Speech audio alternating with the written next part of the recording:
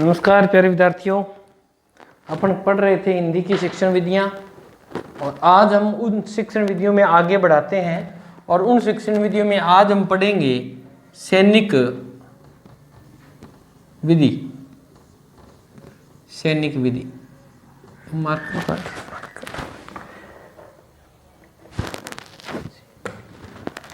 सैनिक विधि जिसे बोलते हैं आर्मी मेथड, जिसे क्या बोलते हैं आर्मी मेथड। इसी विधि को एक नाम और दे देते हैं अनौपचारिक विधि। इसी विधि को और नाम दे देते हैं सर्वे अनुकरण विधि। क्या नाम है?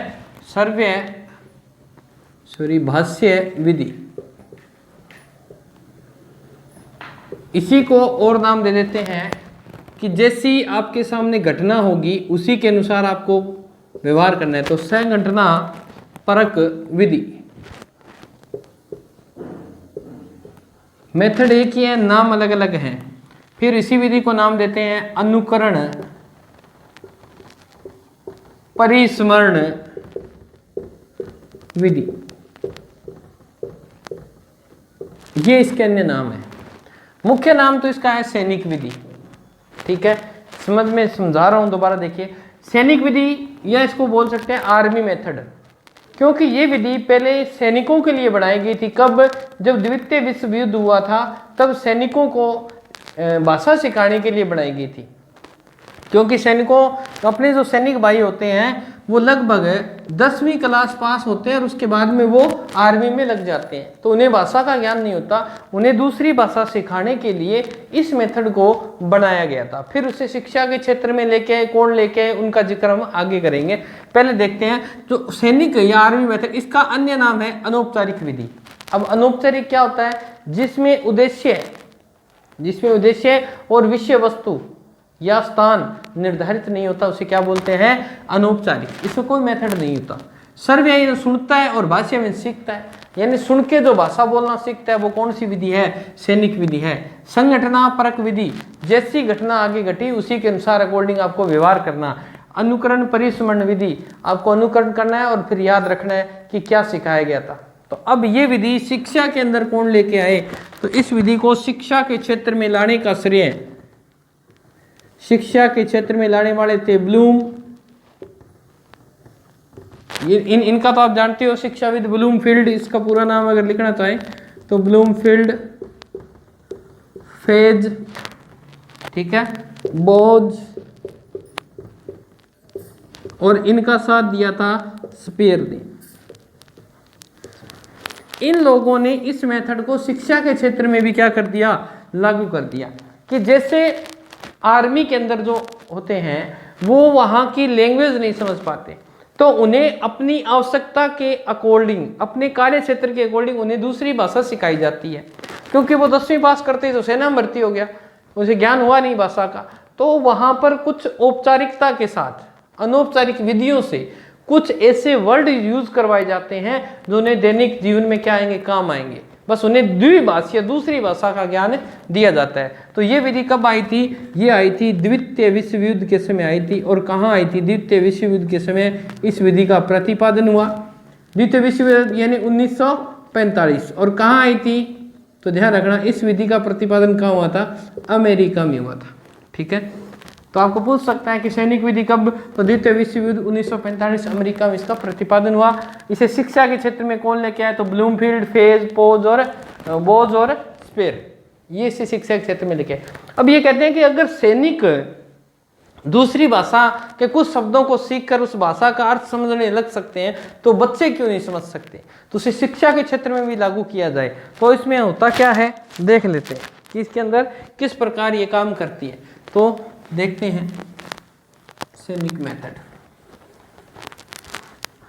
यानी ये विधि जो होती है ये विदेशी भाषा सीखने में बहुत कारगर सिद्ध हुई है। तो ध्यान रखना, ये विदेशी कह दो, विदेशी भाषा या द्वितीय भाषा सिखाने के लिए के लिए उपयोगी है। समझ में आ गया। अब विदेशी भाषा कैसे सिखाएंगे, तो विदेशी भाषा यानी यहाँ के जो सामान्य बोलचाल के शब्द हैं उन्हें विदेशी में कन्वर्ट कर दिया जाए, तो यहाँ का जो सैनिक है जब वो विदेश में जाएगा तो वो उन चीज़ों को अपने आप ही समझ लेगा। तो बस वही तो है कि विदेशी भाषा सिखानी तो पहले वाली भाषा से क्या करो, समझ स्थापित करो कि इस शब्द को वहाँ ये बोलते हैं, इस शब्द को वहाँ ये बोलते हैं। ठीक है, तो यहाँ पर विदेशी भाषा के शब्दों के साथ यहाँ के मूल शब्दों को देखो, विदेशी भाषा के शब्दों के साथ विदेशी भाषा के शब्दों के साथ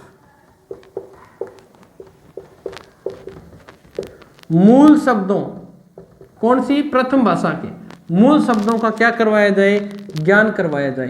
तो बालक दूसरी भाषा सीखने में क्या करेगा, बहुत जल्दी उस भाषा को सीख जाएगा, या दूसरी भाषा का उसे अनुवाद करवा दिया जाए। आपने अगर इंग्लिश, इसको अपन यहाँ उदाहरण देखते हैं, आप जब इंग्लिश पढ़ते थे आपको हिंदी में ट्रांसलेट करना होता था तो कैसे करते थे, पहले हिंदी सिखाई गई थी आपको, फिर इंग्लिश, परंतु आजकल इंग्लिश पहले सिखाते हैं हिंदी बाद में। तो जब आपको हिंदी आती है तो उस शब्द का इंग्लिश भी आपको आएगा, उसका जर्मन भी आप सीख सकते हो क्योंकि आपको इंग्लिश आ रही है। तो यानी ये विधि दूसरी भाषा सीखने के लिए क्या है, उपयोगी है। ठीक है, अब क्या करेगा इसमें अध्यापक, प्रयोग में कैसे करता है ये विधि, इसमें अध्यापक क्या करता है, अध्यापक आधा दूसरी भाषा कौन सी जिसे सिखानी है, आधा दूसरी भाषा और आधा पहली भाषा जो बालक को आती है, आधा पहली भाषा जो बालक ने सीख रखी है, आधा दूसरी भाषा में और आधा पहली भाषा में क्या करता है, शिक्षण में प्रयोग करता है, शिक्षण में प्रयोग करता है। जब ऐसा करेगा, बालक को आधी पहली भाषा आ रही है, दूसरी उसे आ नहीं रही, तो उसकी जिज्ञासा बन जाएगी कि गुरुजी दोनों भाषा यूज करें तो मुझे दूसरी भाषा सीखनी चाहिए। तो इस विधि में दोनों भाषाओं का प्रयोग कौन करता है, अध्यापक करता है। परंतु एक बात का ध्यान रखना है, यहाँ पर वो नवीन शब्दों का प्रयोग नहीं करेगा, नवीन शब्दों का प्रयोग नहीं करेगा। अगर नवीन शब्द जो वो जानता ही नहीं है, जैसे वो घोड़ा शब्द है एक, हिंदी में घोड़ा जानता है, इंग्लिश में भी वो जानने लग गया, परंतु उसे अगर खच्चर कह दिया जाए, खच्चर कह दिया जाए, अब वो हिंदी में खच्चर जानता ही नहीं, वो खच्चर कोई घोड़ा बोलता है तो वो इंग्लिश में ट्रांसलेट नहीं कर पाएगा। तो नवीन शब्दों का प्रयोग नहीं करना है, जो शब्द वो जानता है उन्हीं शब्दों का क्या करना है, आपको प्रयोग करना है। ठीक है, तो इसके अंदर और क्या होता है, तो देखिए इसके अंदर होगा, अगर ऐसा करेंगे तो उससे क्या हम सैद्धांतिक रूप से कोई व्याकरण सिखा पाएंगे, सिखा पाएंगे क्या, नहीं सिखा पाएंगे। तो यानी सैद्धांतिक रूप से व्याकरण का ज्ञान नहीं दिया जाता, सिद्धांत नहीं सिखाए जाते, उसे बोलचाल की सामान्य भाषा के कुछ शब्द सिखा दिए जाते हैं। सामान्य भाषा क्या है, जो बोलचाल में काम आए वो शब्द सिखा दिए। और फौजी भाइयों के लिए बढ़िया, तो आप जानती हो फौजी भाई तो बस 10th पास किए और फौज में लग गए, उन सभी को मेरा सलाम है फौजी भाइयों को। तो उन पे भी ये मेथड वर्क करता है। अब उसके अंदर और देखने की और क्या विशेषताएं हैं, तो देखिए ये विधि कहाँ काम आती है, ये विधि आती है आपकी पर्यटन में, पर्यटन में उपयोगी। कैसे कि जो पर्यटक होते हैं वो कितने होते हैं, दुभाषीय होते हैं, क्योंकि विदेशों से जो लोग आते हैं उन्हें यहाँ की भाषा नहीं आती, वहाँ की आती, तो वो उसके लिए ये विधि क्या है, बहुत उपयोगी है। जो पर्यटन के क्षेत्र में कार्य करना चाहते हैं तो पर्यटन में ये उपयोग विधि क्या है, उपयोगी है, क्योंकि उन्हें दो भाषाओं का क्या होता है, ज्ञान होता है। फिर अगर नेक्स्ट बात करें कि इससे क्या होगा, तो इससे क्या होगा, इससे शिक्षक स्वयं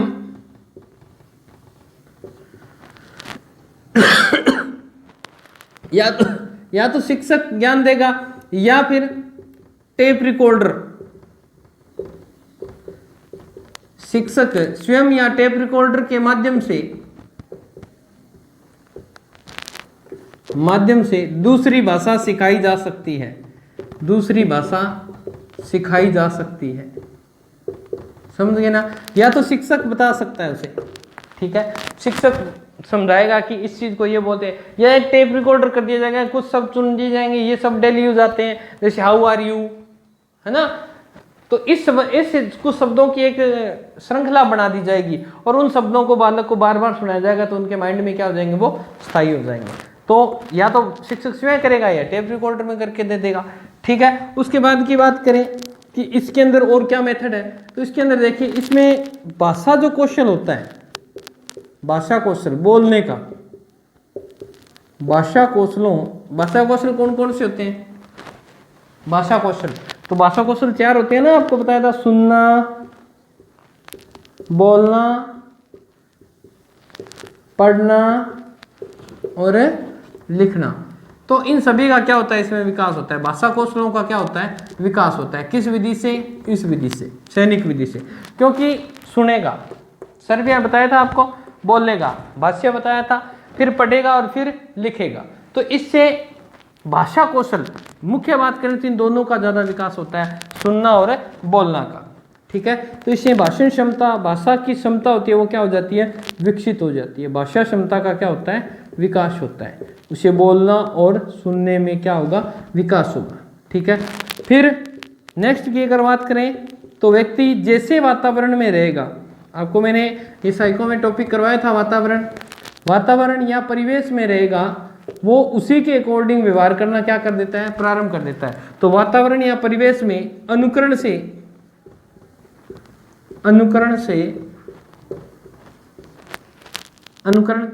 के द्वारा भी सीखता है। ठीक है ना, जैसे वातावरण में रहेंगे बालक वैसे। अगर आप थोड़े दिन पहले एक कि यहाँ क्या लेने आया है, इस तरह से करके एक लैंग्वेज में आया था हरियाणा में, अठ के लेना आया है, अठ तेरे बाप ने होटल खोल रखा है, यानी वो हर बच्चे की जबान पे चढ़ गया। क्यों चढ़ गया? कि वो जो भाषा थी वो सामान्य रूप से हर घर के अंदर यूज हो रही थी, तो हर व्यक्ति ने उस पर कमेंट किया, हर व्यक्ति ने उस पर वीडियो देखा, हर व्यक्ति की जुबान पे चढ़ा हुआ है। कारण क्या है कि वो सामान्य वातावरण या परिवेश के अंदर उन शब्दों का प्रयोग किया जाता है, इसलिए। तो अब एक शब्द आता है परमानेंट, आता है ना, ये परमानेंट पे मैं आपको कल आप कह रहे थे कि गुरुजी आप क्लास में पढ़ाते हो, वैसे नहीं पढ़ाते। तो परमानेंट एक शब्द है, देखो ये कई बार क्या करता है, कंफ्यूज पैदा कर देता है। सुनने में 2 शब्द एक जैसे हैं। क्या हुआ कि एक दोस्त था, वो कम पढ़ा लिखा था, और कम पढ़ा लिखे का अर्थ है कि पूरा ज्ञान नहीं था, और वो किसी दुश्मन से कम नहीं होता। जो कम पढ़ा लिखा होता है ना, वो बहुत खतरनाक होता है। वो एक बस में चढ़ गया और उस पर लिखा हुआ था लेडीज सीट, और उसे नहीं पता था, वो सीट पे बैठ गया। कुछ समय बाद एक लेडीज आई, तो उसने कहा कि आप यहाँ से खड़ी होइए। कहता क्यों? कहते ये सीट तो हमारे लिए क्या है, परमानेंट है। अब उसे परमानेंट तो सुना नहीं, उसने घर पे कुछ शब्द सुन रखे थे, उसे सुन गया प्रेग्नेंट, उसे क्या सुन गया, प्रेग्नेंट। अब वो खड़ा हो गया, उसने सोचा भाई प्रेग्नेंट, चलो बैठ जाए। कुछ वो नेक्स्ट सीट पे बैठ गया। कुछ समय बाद फिर कोई दूसरी लेडी चढ़ी, तो 1 और 2 नंबर सीट हमेशा रिजर्वेशन में होते रहे। वो चढ़ रही, बोले भाई साहब खड़े हो। बोले क्यों? कहते ये सीट तो परमानेंट है। कहता मैं जहाँ बैठता हूँ वहीं आप प्रेग्नेंट हो जाते हो क्या? यानी ये समझने का क्या था, एक फॉर्मूला था, यानी आप समझ नहीं पाते भाषा को। तो यहाँ परमानेंट शब्द और प्रेग्नेंट शब्द दोनों का उच्चारण देखें तो एक जैसा था। तो उस व्यक्ति को क्यों हुआ? क्योंकि वो उस भाषा से क्या था, अनभिज्ञ था। तो ये क्या है, वातावरण और परिवेश का क्या पड़ता है, प्रभाव पड़ता है। अब इसमें और क्या है, तो देखो इसमें समय क्या लगता है, अधिक लगता है, और समय क्या लगता है, अधिक लगता है। और इसमें क्या बार बार किसकी जरूरत पड़ती है, अभ्यास की जरूरत पड़ती है, बार बार अभ्यास की जरूरत पड़ती है। ठीक है, तो आप भी परमानेंट की जगह ये शब्द मत बोल देना। ठीक है, तो अगर बात करें, ये था आपका सैनिक मेथड। नेक्स्ट विधि आपकी बहुत महत्वपूर्ण विधि है।